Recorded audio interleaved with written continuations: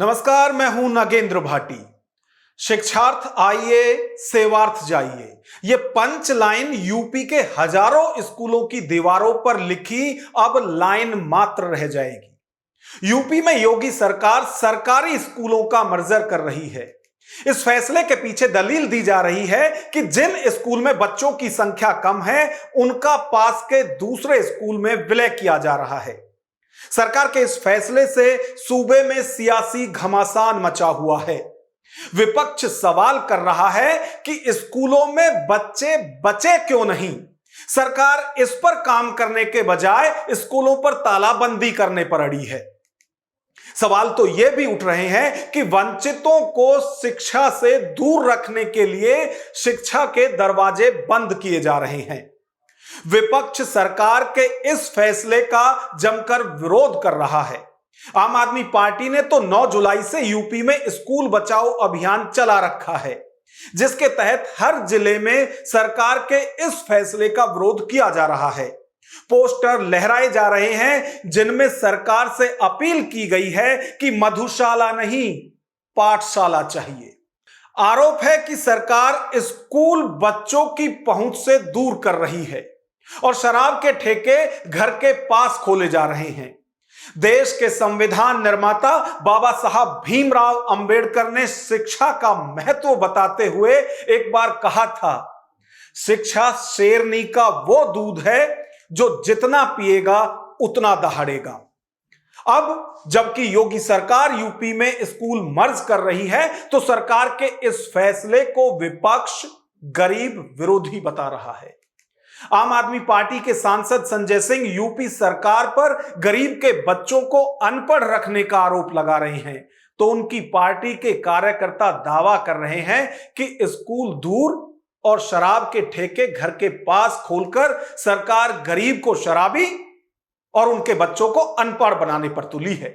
अपनी पार्टी ने पूरे उत्तर प्रदेश में स्कूल बचाओ अभियान शुरू किया है।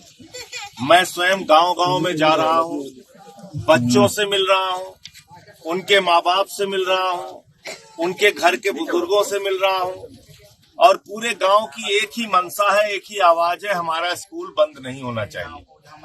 जहां पर बच्चे पढ़ रहे हैं उससे 1.5 किलोमीटर दूर, 2 किलोमीटर दूर, कहीं 3-3 किलोमीटर दूर स्कूल कर दिया गया है। बीच में कहीं फ्लाईओवर पड़ रहा है, कहीं हाईवे पड़ रहा है, कहीं नदी पड़ रही है, कहीं तालाब पड़ रही है, कहीं नहर पड़ रहा है। ये सारी समस्या मीडिया वालों के माध्यम से हमने जनता तक पहुंचाया है और इनके मुद्दे को योगी जी तक और मोदी जी तक पहुंचाने का प्रयास किया है। मैं आज हाथ जोड़कर निवेदन करना चाहता हूं उत्तर प्रदेश की सरकार से और देश के प्रधानमंत्री से, इन बच्चों का स्कूल इनसे मत छीनिए।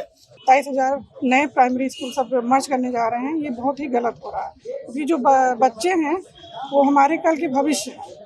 क्योंकि हर बच्चा अमीर नहीं है, कुछ हमारे काफ़ी बच्चे हैं जो गांव से हैं, बिलोंग करते हैं और वो बहुत दूर रहते हैं। जो हर विद्यालय 2 से 3 किलोमीटर दूरी पड़ रही है। इसलिए गांव में जो विद्यालय थोड़ा सा बच्चे जा नहीं पा रहे हैं पढ़ने, इसलिए बहुत जरूरी है कि इन विद्यालयों को बंद न किया जाए। RTE एक्ट 2009 हर भारतीय को शिक्षा का अधिकार देता है, जिसमें साफ कहा गया है कि सरकारी स्कूल की दूरी पढ़ने वाले बच्चे के घर से 1 किलोमीटर से ज्यादा नहीं होनी चाहिए। लेकिन स्कूल में कम बच्चों का हवाला देकर सरकार विलय के नाम पर बच्चों से स्कूल दूर कर रही है।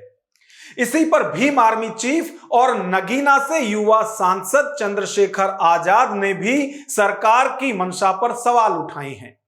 चंद्रशेखर का दावा है कि सरकार यूपी में 27,000 स्कूल बंद करने जा रही है। वो स्कूल बंद कर रहे हैं, शराब की दुकान, नशे की दुकान खोल रहे हैं। 27,000 स्कूल बंद करें, बच्चे कहाँ जाएंगे? 3 किलोमीटर 4 किलोमीटर बच्चों को भेज रहे हैं। ये तो जो है RTE, जो राइट टू एजुकेशन पार्लियामेंट ने बनाया था, ये तो उसके खिलाफ जो है। अब तक यूपी सरकार के इस फैसले के खिलाफ सियासी विरोध ही ज्यादा लग रहा था, लेकिन ताजा तस्वीरें भावुक कर देने वाली हैं।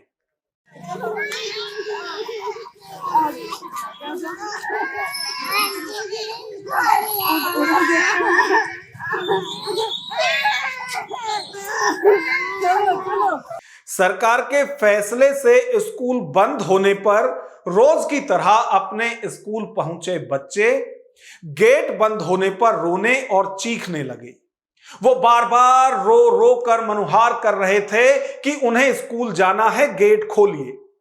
अभिभावक और टीचर भी भावुक होकर बच्चों को समझाते रहे कि अब यहां नहीं, दूसरे स्कूल पढ़ना होगा। लेकिन सरकार के फैसले से अनजान बच्चे जिद करते रहे कि उन्हें अपने इसी स्कूल में जाना है। यह तस्वीर उत्तर प्रदेश के महाराजगंज में एक सरकारी स्कूल की है, जहां पर तालाबंदी से बच्चे और उनके अभिभावक निराश हो गए। स्कूल के गेट पर ताला लगा देखकर बच्चे रोने लगे। टीचर बच्चों को दूसरे विद्यालय में जाने के लिए समझाती रही। उस स्कूल में पढ़ो, उस स्कूल में पढ़ो, कन्नौती पढ़ लो। लेकिन बच्चे अपने स्कूल को छोड़कर कहीं और जाने को तैयार ही नहीं हुए। यह मामला महाराजगंज के रुद्रपुर भलुई के प्राथमिक विद्यालय का है, जिसे पास के कनौती प्राथमिक विद्यालय में विलय कर दिया गया है।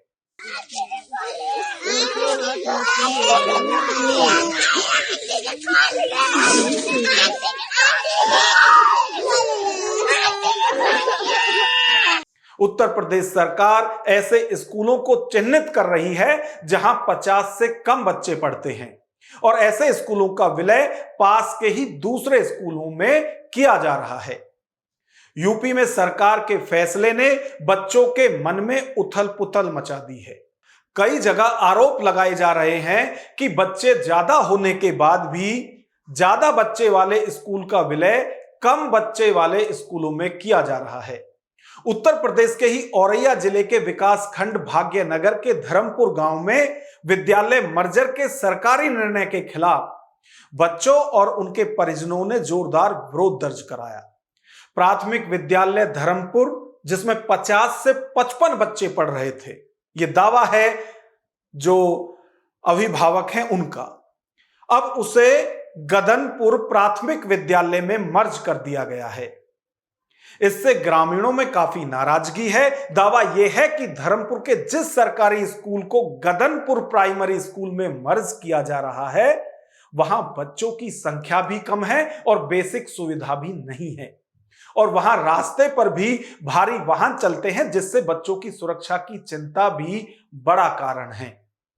इस तरह की समस्या सिर्फ कुछ जिलों या गांवों की नहीं है, बल्कि कमोबेश इसी तरह की तस्वीरें हर जगह से आ रही हैं।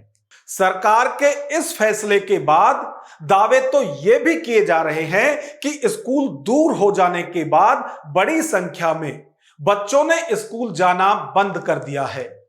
और अगर इस तरह के दावों में जरा भी सच्चाई है तो सरकार को इस पर भी सोचना चाहिए कि जिन बच्चों की बेहतरी के लिए सरकार इतना बड़ा फैसला ले रही है, यदि वो स्कूल ही नहीं पहुंचेंगे तो फिर इस फैसले का क्या फायदा। सरकार को इस पॉइंट पर भी विचार करना चाहिए कि कहीं स्कूल दूर होने से हमारे बच्चे भी तो शिक्षा से दूर नहीं हो रहे। बहरहाल इस खबर पर आपकी क्या राय है, कमेंट बॉक्स में हमें जरूर बताएं। नमस्कार।